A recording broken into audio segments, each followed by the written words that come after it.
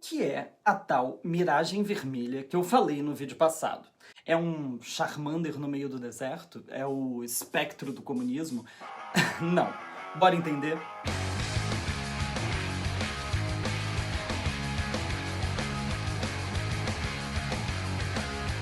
As eleições desse ano são extremamente atípicas. E isso todo mundo já sabe.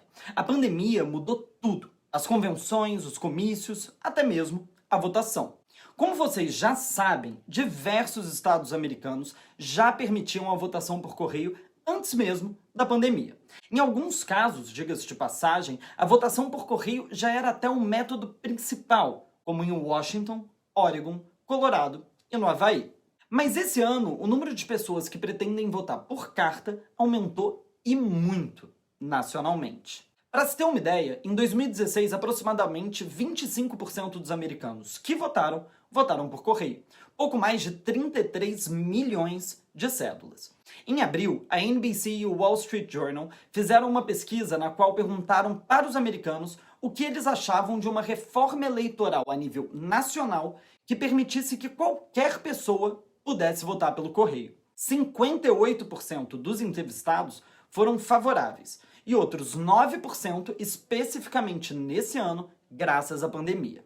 Mas essa pesquisa também descobriu que os democratas são mais a favor do voto por carta do que os republicanos, uma diferença de 87% de apoio entre os democratas e 49% entre os republicanos. Nessa eleição, 40% dos eleitores americanos pretendem votar antecipadamente por correio. E a quantidade de democratas que pretendem seguir esse caminho é absolutamente desproporcional. Aproximadamente 70%.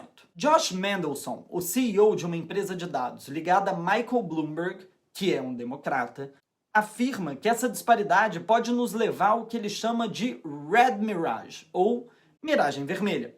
Segundo Mendelson, o resultado que veremos na noite da apuração será muito diferente do resultado que veremos nos dias seguintes, ou até mesmo nas semanas seguintes.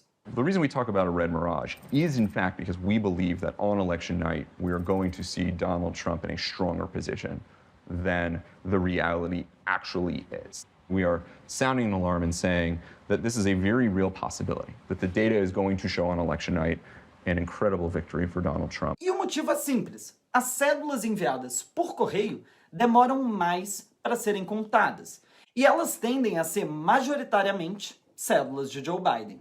When every legitimate vote is tallied and we get to that final day, which will be some day after election day, it will in fact show that what happened on election night was exactly that, a mirage. Na noite da eleição, acredita-se que o que veremos será uma vitória extraordinária de Donald Trump, vencendo não só em todos os swing states, mas também em estados democratas, como Illinois. Com o passar dos dias, porém, esse mapa tende a ir ficando mais azul a partir da contagem das cédulas enviadas por correio. É impossível dizer se azul o suficiente para Biden vencer, mas certamente mais azul do que no 3 de novembro. Mendelson alerta para uma questão que é a deslegitimação do próprio resultado. Afinal de contas, Donald Trump já afirmou por diversas vezes que ele só perderia essa eleição se ela fosse fraudada.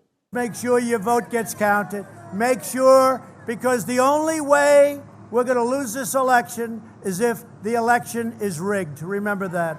It's the only way we're going to lose this election. A mudança do mapa que veremos do dia 3 de novembro para aquele que provavelmente veremos no 10 de novembro pode fazer com que os apoiadores de Trump acreditem, de fato, que o que aconteceu foi uma fraude. Afinal, 7 dias atrás, o mapa era completamente diferente. Any change from that result on election night, he is signaling they will say means fraud. Pois é, problemão para os partidos e para a mídia. Vale lembrar que nos Estados Unidos, assim como no Brasil, as pesquisas de boca de urna são muito utilizadas e, de longe, as mais confiáveis. Se você pensar que apenas 60% da população votará pessoalmente e que desses 60%, a maioria tende a ser republicana, as pesquisas podem errar e muito. É isso. Ao que tudo indica, não teremos uma noite de apuração, mas uma semana ou mais.